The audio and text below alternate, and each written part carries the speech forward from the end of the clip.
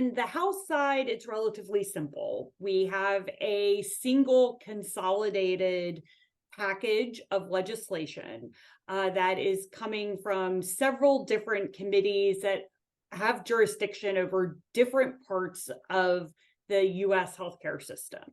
And then on the Senate side, it's a little bit more complicated. We have 3 different bills that all touch different parts of the healthcare system based on their committee's jurisdiction. So the biggest piece of legislation it's coming out of the Senate Finance Committee. And Senate Finance Committee only has jurisdiction over Medicare and Medicaid, though. So their legislation is limited to PBM actions within Medicare Part D, and then within Medicaid, and particularly Medicaid managed care. The other, probably the second biggest piece of legislation on the Senate side is from the Health, Education, Labor, and Pensions Committee, otherwise known as the HELP Committee. And they have jurisdiction over commercial health insurance plans or plans that are governed under ERISA, essentially, so employer-sponsored health insurance.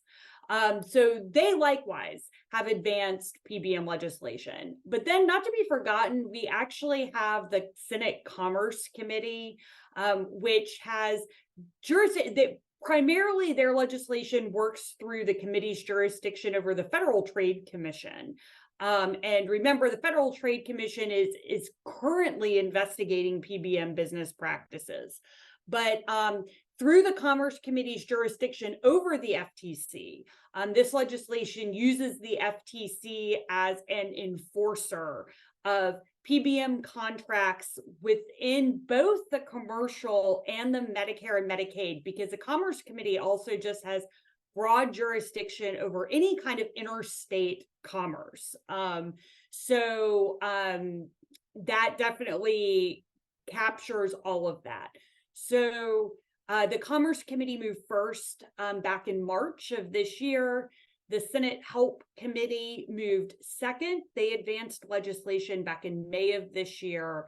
The Senate Finance Committee hosted a big markup where they hashed out all the details of the legislation in late July, right before August recess.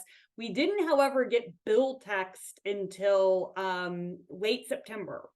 So we just got the bill text that is based on that markup. But those are at the high level where we are. So there's about 4 different pieces of legislation, 3 on the Senate, 1 on the House.